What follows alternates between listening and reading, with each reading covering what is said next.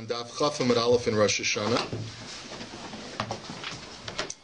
It is a bit of a thorny DAF because there's a lot of calculations that are made based upon the motions of the moon and we're going to be looking at some of the things that we learned yesterday, and then we're going to go to a more advanced topic.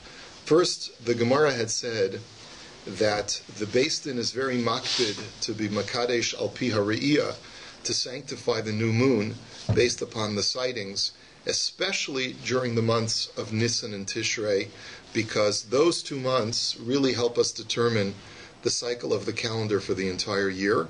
And also those 2 months have holy days in them. And there are certain concerns that we have to make sure that we get the new month just so that we don't create problems for the Yontif. What that means we'll see in just a minute.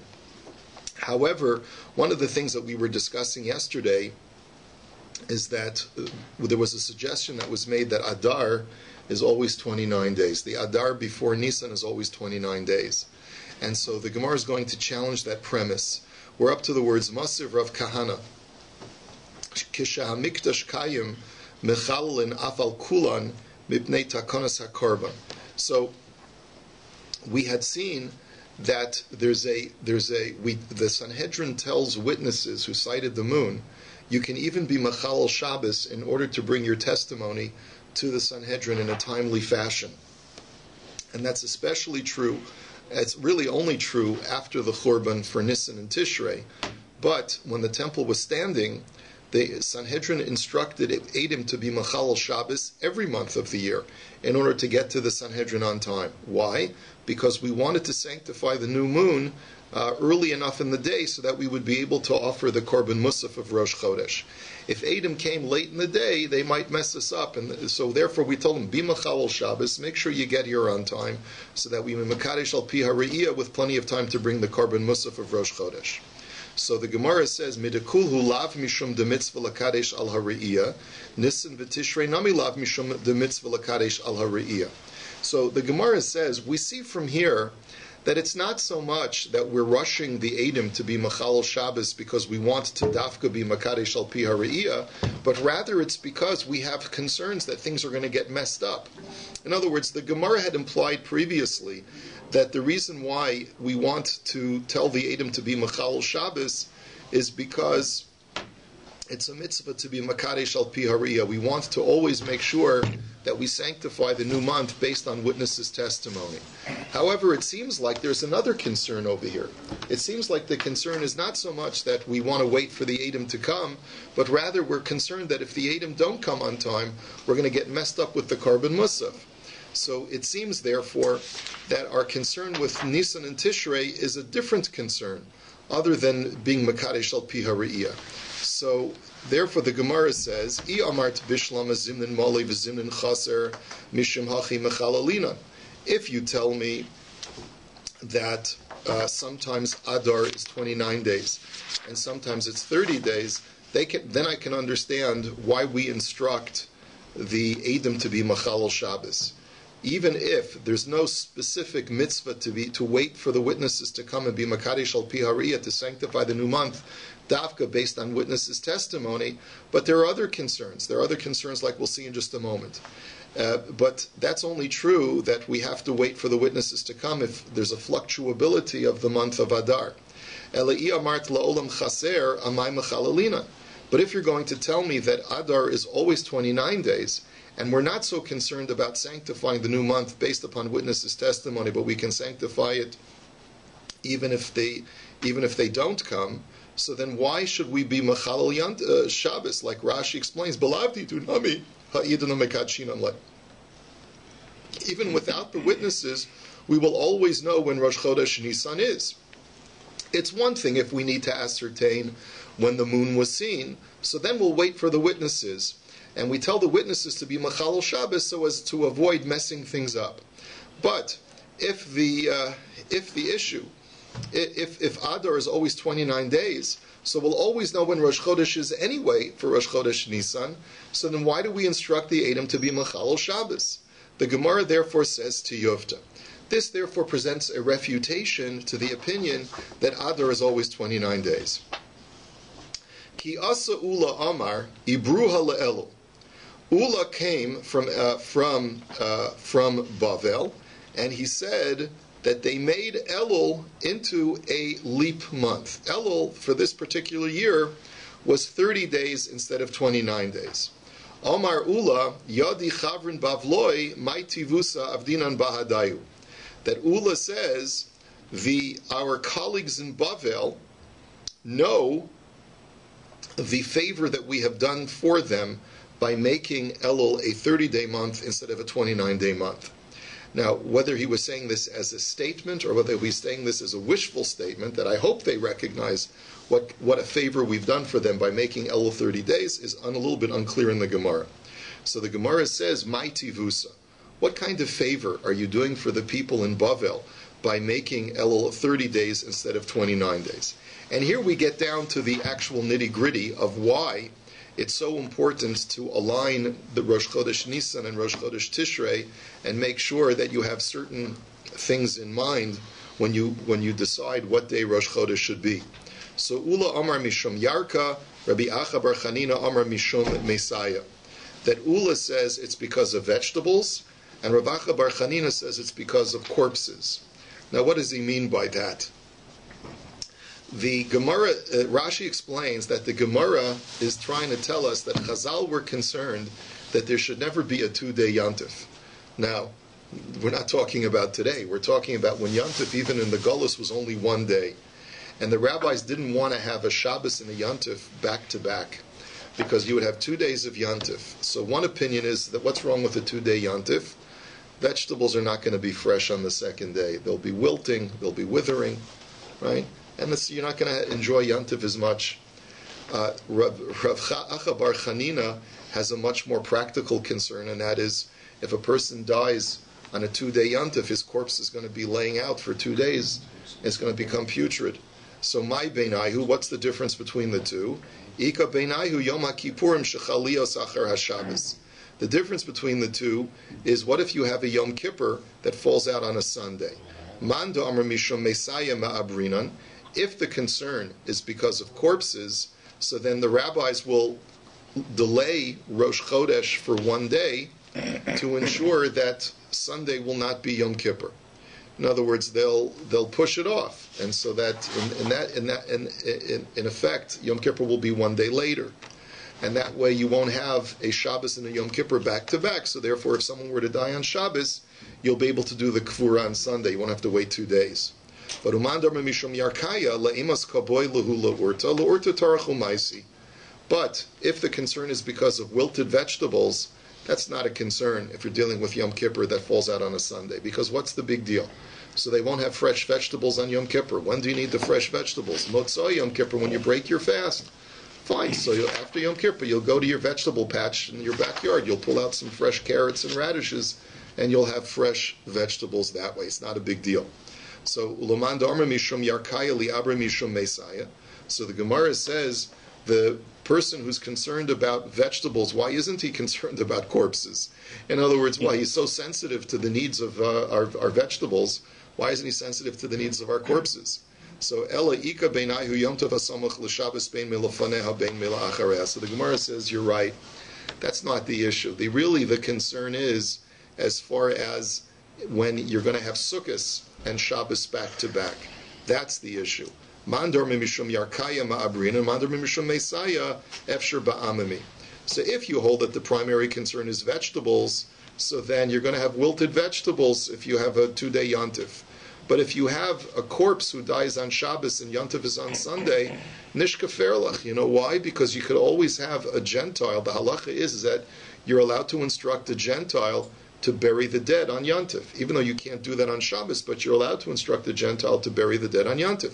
So even if there would be a 2-day Yantif, it wouldn't be the end of the world for this corpse. He won't be laying out for 2 days. Well, actually, his world has ended already, right? That was a poor choice of phrase. You'd have to bury a little bit of the mess? No. Ulamando Amra Mishum Mesaya, I mean, obviously there's a benefit, and we always try to have a Jew take care of it, right? But if it's Yantif, The Gemara says explicitly, you have non-Jews take care of it. Ulamanda Omer mishum Mesaya li abre mishum yarka. So the Gemara says, and what about the opinion who says that there's a concern about corpses? So you're telling me, so why isn't he concerned about wilted vegetables? Why did he only say it's because of corpses? So Efshar b'chamimi. Gemara says, he says, I'm not worried about vegetables. You know why? Because if your vegetable wilts a little bit, just stick it in warm water and you'll freshen it up, and it'll go back to its fresh state. So the Gemara says, Ihachi maishna lididan, afilu liditu nami. So the Gemara asks, why then did Ula say, I hope our Babylonian friends know what a favor we've done for them? Why is it only a favor for the Babylonians?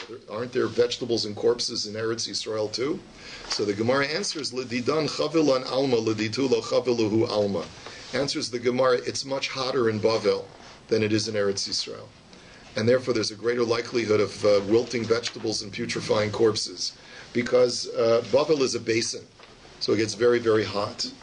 And Eretz Yisrael is a higher altitude, and it's not a basin. So therefore, the heat is not as oppressive in Israel as it is in Bavel, and that's why it's not as much of an issue for them as it is for us. So the Gemara now says, Eini, is this really so? V'hatini Rabba Bar Shmuel Yachol Keshem Shem Abernes Hashana L'tzorech Kach Ma'abernes HaChodesh L'tzorech Tamalomar HaChodesh Hazelachem Rosh Chadashim Kizeh Re'eh V'kadesh. So the Gemara's questioning now is, it seems like Chazal are prepared to make an accommodation for making sure that you don't have a 2-day Yontif. Are they allowed to do that? Are they allowed to ignore the actual sighting of the moon? It sounds like even if Edom come and tell us that they saw the moon, we still delay the declaration of Rosh Chodesh 1 day in order to make sure that we don't have a 2-day Yontif. Are they even allowed to do that? Look at what the Brisa says. The Brisa says you might think that just like we're allowed to add a whole month to a year in order to make it a leap year because there are many concerns about making sure that Pesach falls out in the spring, so you might think we're allowed to do the same thing, play games with a month, and we're allowed to add an extra day to a month whenever the need arises. Talmud Lomar, so therefore the Pasuk says, HaChodesh hazeh lachem Rosh Chadashim. This month is for you, and that means that when you see the month, you immediately have to sanctify it. Re'eh v'kazeh re'eh v'kadesh. When you see the new moon, you have to immediately declare it to be Rosh Chodesh. You can't say, well, I'll wait another day for expediency. So the Gemara says, Amar Rava lo kasha, kan la'abro kan l'kadesho, v'hachi ka'amar.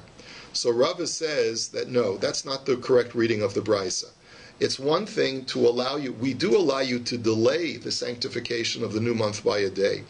What we don't allow you is, for convenience sake, to declare it to be Rosh Chodesh before the moon is sighted. In other words, let's say you calculate that in order to avoid a 2-day Yontif, Elul has to be 29 days. The only problem is that no one saw the moon the night of the 30th. So on the morning of the 30th, you want to go ahead and declare it to be Rosh Chodesh. So that for convenience sake, for the to make sure we avoid a 2-day Yontif.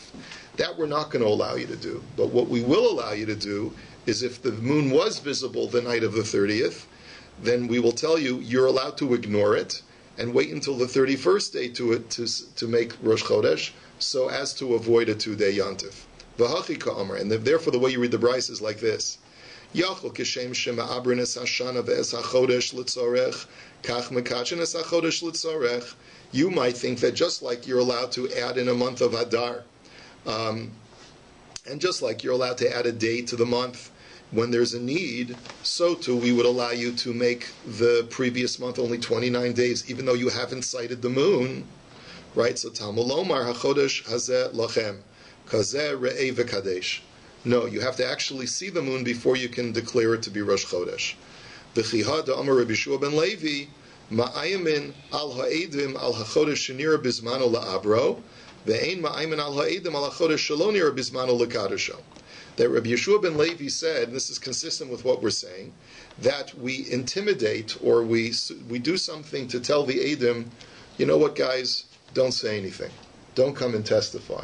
We know that you saw the moon last night, but we don't want to take your testimony because we don't want to sanctify the moon today. Right? So therefore, stifle yourselves, keep your mouths closed, so that we don't have to worry about your testimony. That the Sanhedrin is allowed to do. But what the Sanhedrin is not allowed to do is to intimidate the Edom to say that they saw the moon when they really didn't see it. Okay, so Aini, is this really so? V'hashalach le Rabbi Yehuda Nasiya le Rabbi Ami, hevu yodin shekol yamav shel Rabbi Yochanan hayamalamdenu ma'iman al ha'edem al ha'chodesh shelo nira bismanu lekadesho. Afal pisha lo ra'uhu yomru ra'inu.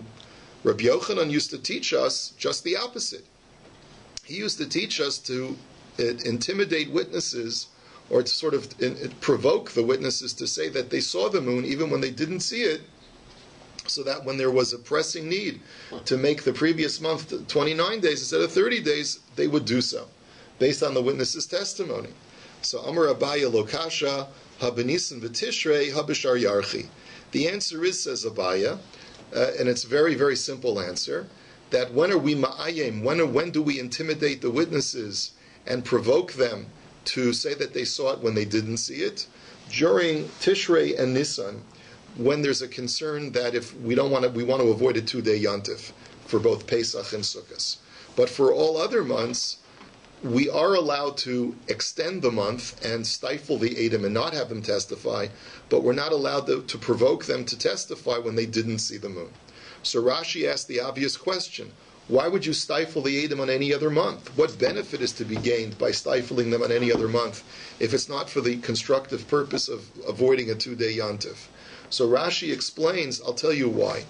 In general, we want to try and avoid 2 months back-to-back that are both 29 days, or 2 months back-to-back that are both 30 days, because there's a certain calculation that an average Jewish year is 354 days in a standard 12-month year.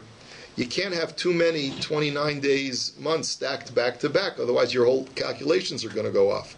So if, let's say, the last 2 months were 29 days, or last 2 months were 30 days, we have every incentive of getting the Edom to say that it was 29 days, even though they saw the moon, even when they didn't see it. And that's why we would provoke them to say that they saw the moon, even when they didn't see it. That's one answer. Rava Amar Hadatani Rabba Bar Shmuel Acherimi. And Rabba says, I have a totally different answer. There's a machlokas tanoim on this subject. Detanya Acherim Omrim Ein Ben Atzeres La Atzeres Ve'ein Ben Rosh HaShana La Rosh HaShana Eladalid Yamim Bilvad B'mhaisa Shana Meuberes Chamisha. That the Acherim say that all months are always staggered. 1 month is 30 days, 1 month is 29 days, 1 month is 30 days, and 1 month is 29 days. So therefore, Rabbah says that when the Brisa says that you never make a month a leap month, and you never declare a month to be, you never jump the gun and provoke the Edom to make a shorter month, to declare the new month when they haven't seen the moon. That is going according to the Acherim, who say that we already have a calculation. We're not even basing our sanctification of the new month necessarily on Re'iyah at all, but that we already have a fixed calendar. Now, it's important to know that a lunar month, a lunar cycle, is 29 days, 12 hours, and about 44 seconds, 44 minutes, I should say. So it works out that approximately every 2 months, 59 days have elapsed. Every 2 lunar cycles, 59 days have elapsed. And it's according, therefore, to the Acherim that every single Jewish year is exactly 354 days, unless it's a leap year. In which case it will be 354 plus 29, which will be 383. So therefore, according to the Acherim, the reason why Beis Din can't willy-nilly just push off a month a day or make a month a day earlier is because we already have a fixed calendar which tells us that we stagger the months. Like Rashi says, Da'amri la'olam kol ha'chadashim echad malei v'echad chaser keseder molad ha'lavana shemischatedish la'olam b'sov chavtes yamim u'mechza.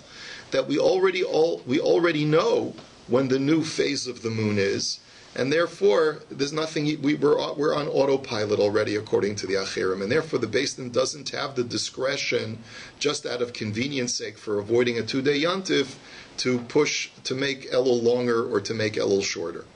Okay, Rav Dimi minaharda masni ibcha. Rav Dimi Minaharda actually learned it just the opposite. We had learned previously that one of the answers was that we're allowed to stifle the Edom to make Elul a 30-day month, but we're not allowed to provoke the Edom to declare that they saw the moon when they didn't see it. But he said just the opposite. Ma'ayimim al ha'edim al ha'chodesh shelo nira bizmano l'kadesho, ve'ein ma'ayimin al ha'edim al ha'chodesh shenira bizmano la'abero. That we do provoke the witnesses to testify that they saw the moon even when they didn't see it, but we don't provoke the Edom to stifle themselves. My taima, what's the reason? Hi, mechzi keshikra, hi lo mechzi keshikra. Because, and Rashi explains as follows. If the Edom saw the moon last night, which was the 30th day after the previous Rosh Chodesh, and we tell them, stifle yourselves, don't tell us, don't testify, it's going to look like sheker. You know why? Because if they saw it, then in all likelihood other people saw it as well. And by the Sanhedrin not declaring the very next day that it's Rosh Chodesh, people are going to say, what kind of games, what kind of shtick is the Sanhedrin playing? But if the Edom didn't see the moon last night, it's okay to provoke them to testify that they did see it, because no one's going to accuse the Beis Din of playing games, because just because you didn't see it doesn't mean it wasn't there and someone else did. Maybe someone else did see it. So this whole Gemara was bothering me. What does it mean you provoke the Edom to testify falsely? I mean, what is that? How can the rabbis advocate something that the Torah specifically, explicitly prohibits, which is do not bear false testimony? It's one of the 10 commandments, right? So someone told me this morning that the Art Scroll has the explanation that the witnesses, normally you cross-examine them vigorously to make sure that they know what they're saying.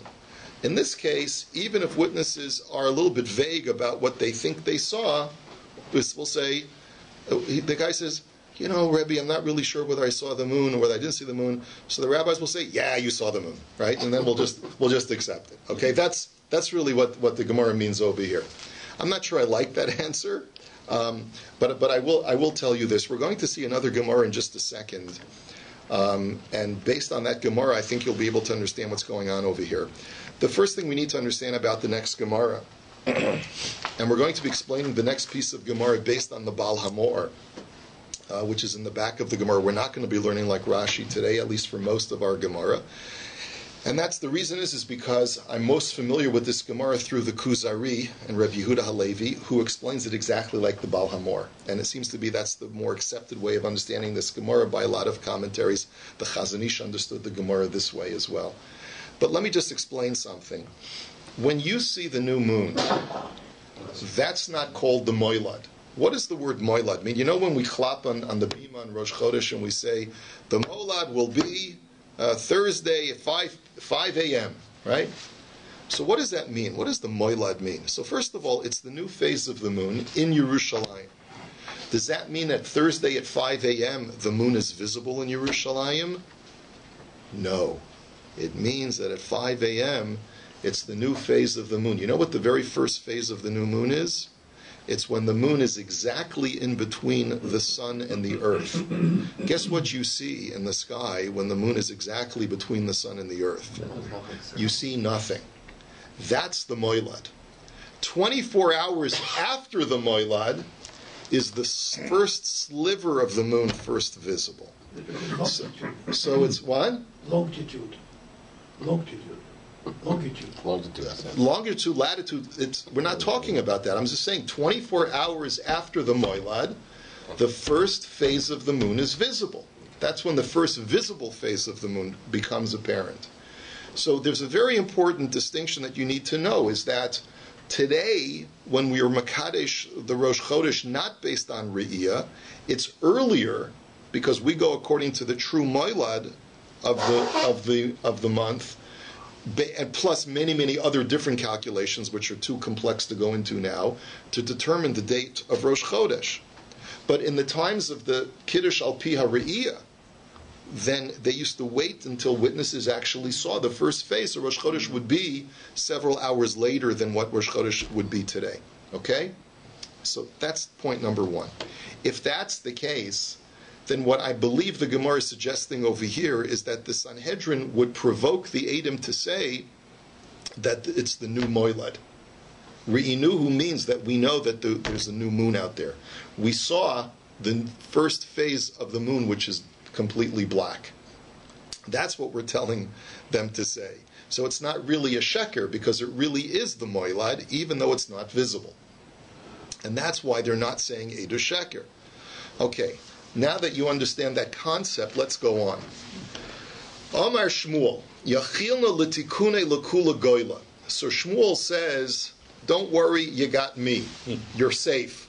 Because even though we're not connected to Kiddush HaChodesh, because we're all the way out in the outlying regions, nevertheless, I have such a good knowledge of astronomy and the motions of the celestial bodies, I can fix the Jewish calendar even without Kiddush al pi hariyah, even without the testimony of witnesses. Because I know exactly when all of the new phases of the moon, I can tell you exactly when Rosh Chodesh is.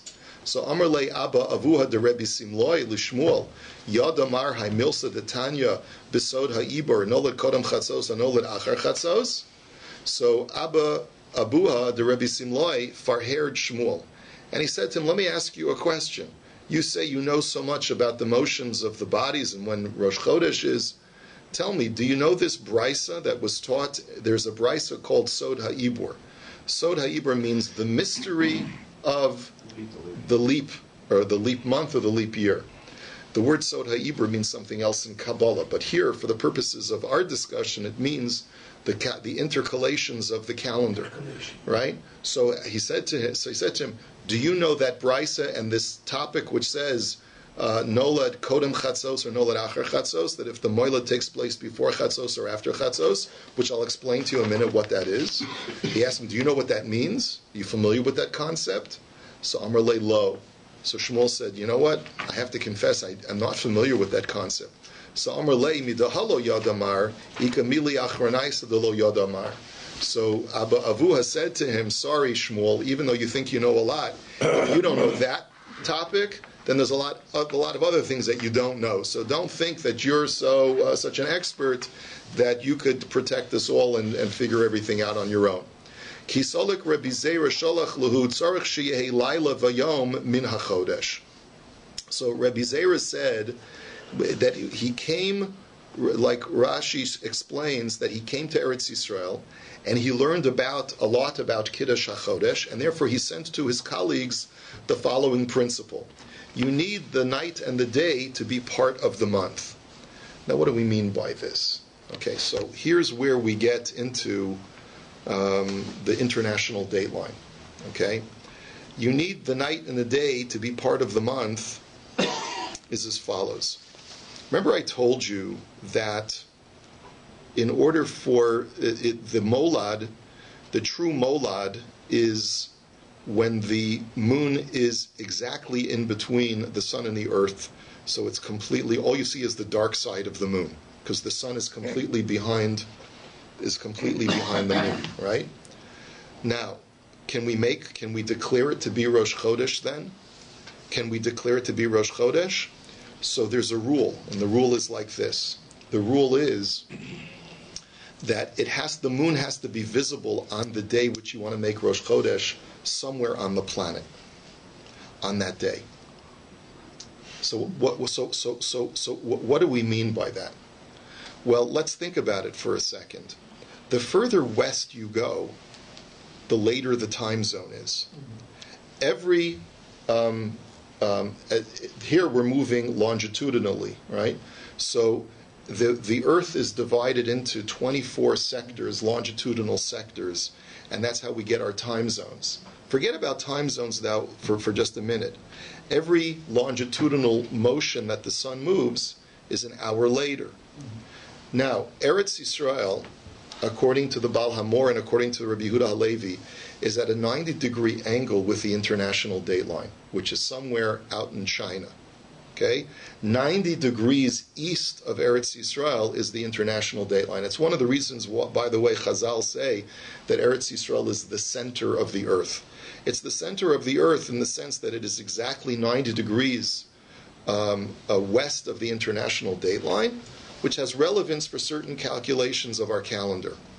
In order for the Noilad to be the day of Rosh Chodesh, if, let's say, for example, the exact moilad, it occurs on Shabbos, the moon is going to have to be visible on Saturday somewhere on the planet. So as the Earth turns and the sun moves in a more westerly direction, the moon's phase will also progress. 18 hours after it is the Moilad in Eretz Yisrael, it will still be Saturday, just east of the international date line in China. Which is you have like a little map here in Appendix C in the Feldheim Kuzari to help you understand it. There's a little picture of a globe, right? You got this guy here in Eretz Yisrael. It'll take 18 hours for the sun, which is overhead here, to get overhead just before it hits the international date line. So if 18 hours after the Moilad, the moon will be visible somewhere before it hits into tomorrow, so then you know that you're allowed to declare today to be Rosh Chodesh. Right? But if the moon will not be visible somewhere on this planet on Saturday, then even if you know it's the Moilad, you can't declare today to be Rosh Chodesh. You have to wait until tomorrow. That's the rule. The rule is that you need to know that the Laila and the Yom have to be part of the Chodesh, which means that you have to make sure that at some point in this 24-hour period, starting with this evening, starting with the advent of Shabbos, that somewhere, even if the Moilad occurs, let's say, at the very beginning of Shabbos, you have to make sure that somewhere where it's still going to be Shabbos, the moon will be visible on Shabbos. When is that not applicable? When is it not visible somewhere in 24 hours? Oh, so it is, because you'll see. V'zu sha'amar abba avua de Rabbi Simloi mechashvin is told also. Then you have to therefore calculate when the Moilad took place. Nolad kodem chatzos b'yadua shenira samach l'shkiya sachama. Lo nolad kodem chatzos b'yadua shalonira samach l'shkiya sachama. If the Moilad took place before chatzos hayom, before 12 noon in Eretz Yisrael, if that's when the Moilad takes place, so then you know that the moon will be visible before it hits the international date line, because you'll hit 18 hours. Within 18 hours later, it'll still be before 6 p.m. at the international date line. In other words, if it's 12 noon now in Eretz Yisrael, that means it's going to be 18 hours later. 18 hours later, it'll be 12 noon in China. So by the time that we rotate 18 hours, the moon will be visible in some place on the planet. But if the Moilad takes place after noon in Eretz Yisrael, then that means that 18 hours later it will already be into the next day in China, and therefore you can't make the moon will not be visible on the day of Saturday in any place on the planet, and therefore you have to wait until tomorrow, till Sunday, to declare it to be Rosh Chodesh.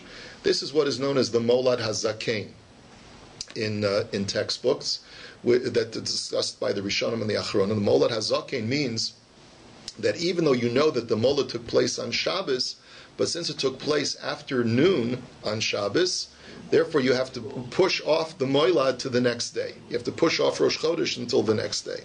So the Gemara asks, Lamai nafkamina? Who really cares? Because nowadays, when the Gemara is speaking, we're Makadesh al pi hariyah.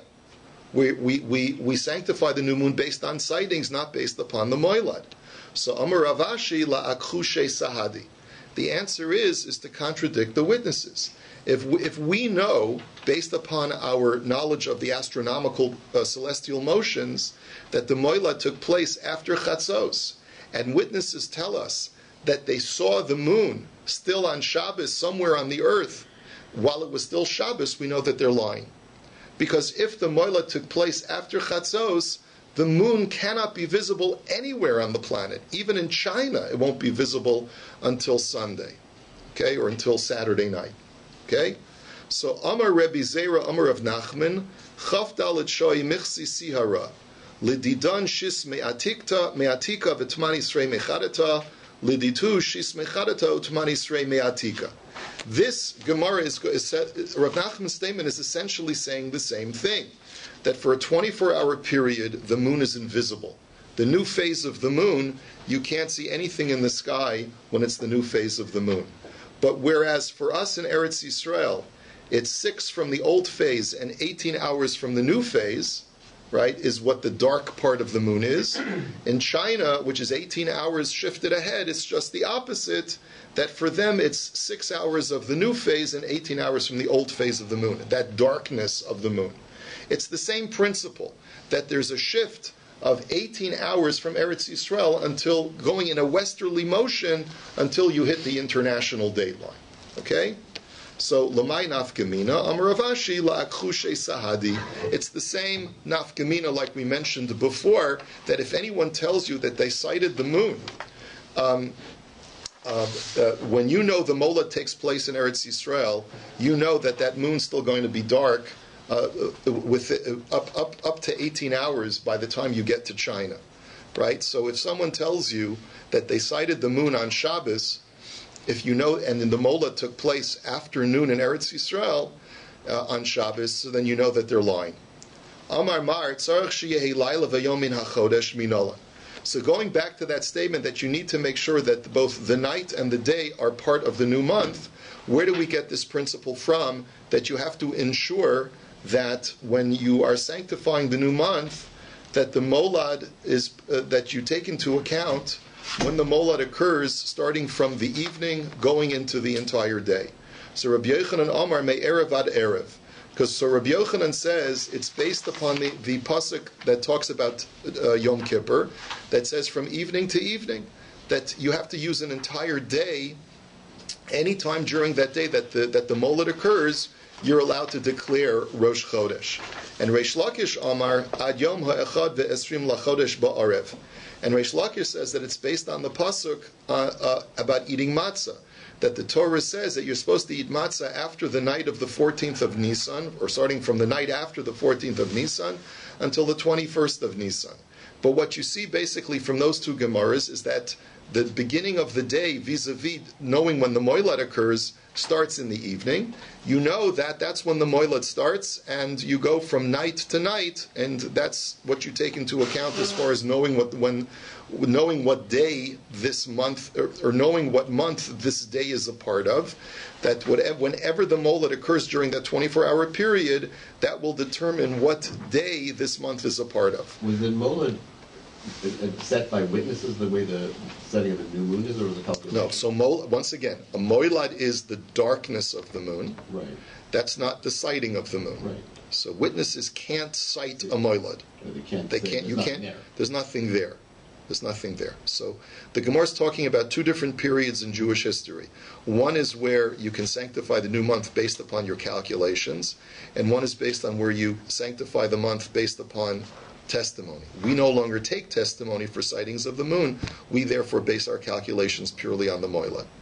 Okay, so the Gemara's question is, "My beinayu."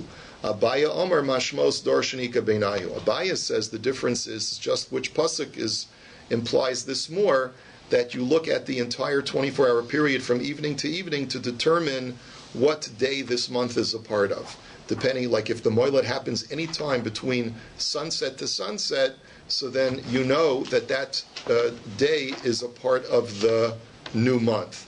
So Rava Omar, I think that's what it means. Rava Omar Chatzos Laila Ika Beinayu. Rava says no, that the criterion is having to do with midnight. Because if you learn that the pasuk has to do with Yom Kippur, so the Yom Kippur begins at sunset and it ends with nightfall, so that's the pattern that you use for determining what month this day is a part of, depending upon when the molad occurs during that window of time. But if you use the pasuk having to do with eating matzah on Pesach, think about it for a second. When is there a consistent mitzvah of eating matzah on Pesach? It's not the first part of the evening during the Seder. During the Seder, there's an obligatory commandment to eat matzah until Chatzos Halayla. From Chatzos Halayla and onwards until the 21st of Iyar, the 21st of Nisan, there is no mandatory obligation to eat matzah. It's only that there's a mitzvah, that if you eat matzah, you get a mitzvah, but not that you're obligated to eat matzah.